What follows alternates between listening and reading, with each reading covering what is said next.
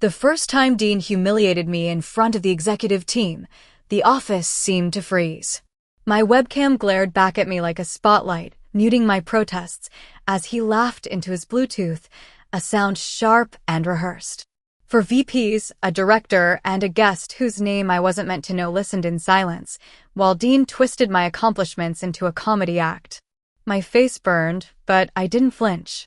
Instead, I stared at the corner of a post-it on my monitor. Don't let him take up space in your head. I opened a blank Excel sheet and felt something quiet snap inside me. Not anger, not despair, just clarity. For 2 years, Dean had been erasing me from my own work. I had made him look brilliant. I had built systems, led clients, delivered results, and my name was never on the decks. He parroted my insights, repackaged my leadership as delegation, and polished his persona on my sweat. Promotions, recognition, none of it came to me.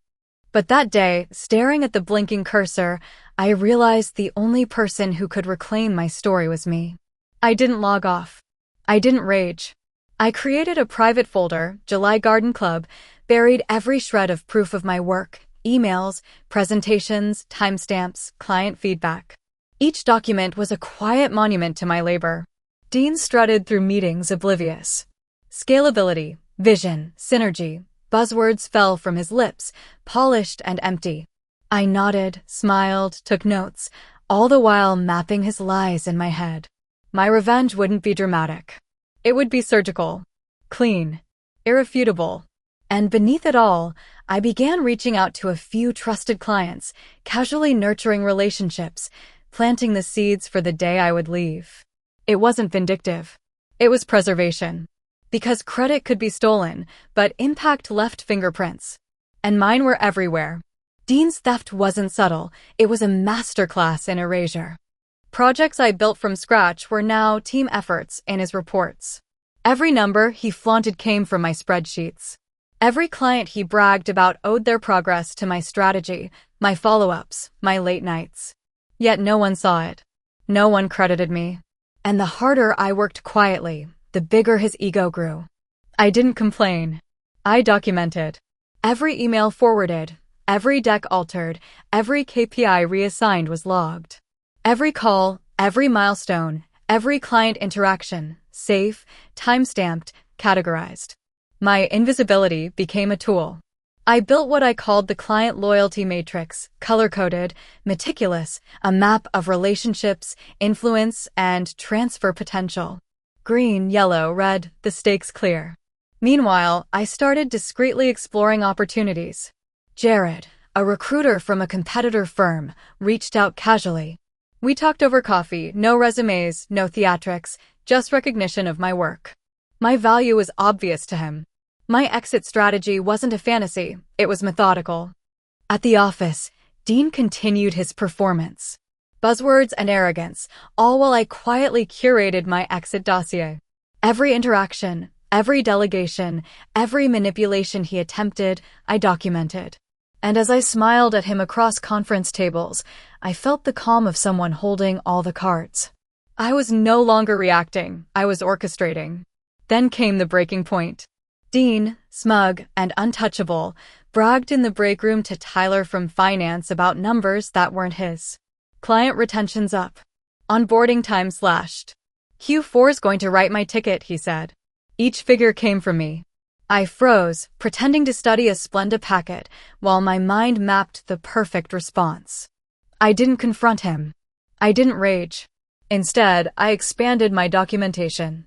Q4 attribution tampering, internal file cross-checks, client correspondence, everything cataloged. I reached out to clients I trusted.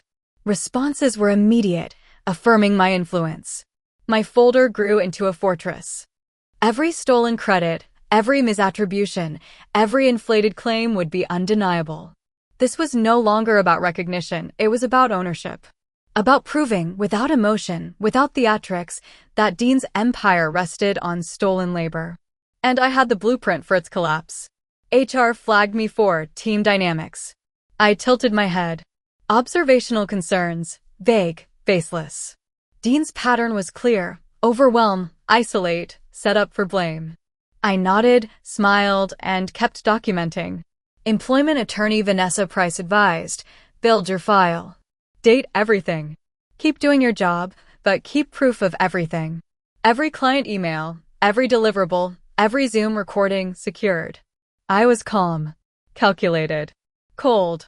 When the final week came, I prepared a folder, resignation letter, client matrix, complete Q4 documentation. Neat, professional, impersonal. No theatrics. Dean walked into the office, puffed up, unaware. He had no idea the storm quietly coalesced beneath his nose. I left my resignation and the client transition folder with HR. Dean discovered it, his confident smirk faltering as he saw the content. Detailed client maps, time-stamped project ownership, annotated deliverables, irrefutable. The CFO arrived, cross-checked metrics. Every stolen achievement traced back to me. Dean stammered, floundered. Board members absorbed the evidence. Legal initiated reviews. Dean's empire crumbled silently, professionally, undeniably. Meanwhile, I had already moved. My new office, my clients, my opportunities secured. The silent revenge was complete. My impact undeniable. My professionalism untouched. Dean's arrogance shattered. From a distance, I watched the consequences unfold. Audit teams flagged discrepancies. HR and legal coordinated. Dean's access revoked. The office buzzed with hushed murmurs, whispers of my meticulous exit strategy. I didn't gloat. I didn't celebrate. I had made the invisible visible, cleanly, efficiently. The clients I nurtured followed me. The systems I built thrived under my direction. I sat at my new desk, coffee in hand, inbox filling with messages of gratitude and excitement. The echoing silence of justice served, quiet and complete, washed over me. Dean's empire had collapsed, and my life had moved forward, proof that precision, patience, and professionalism win where fury cannot. Leadership, I realized, isn't just vision, it's execution, integrity, and the quiet power of being irreplaceable.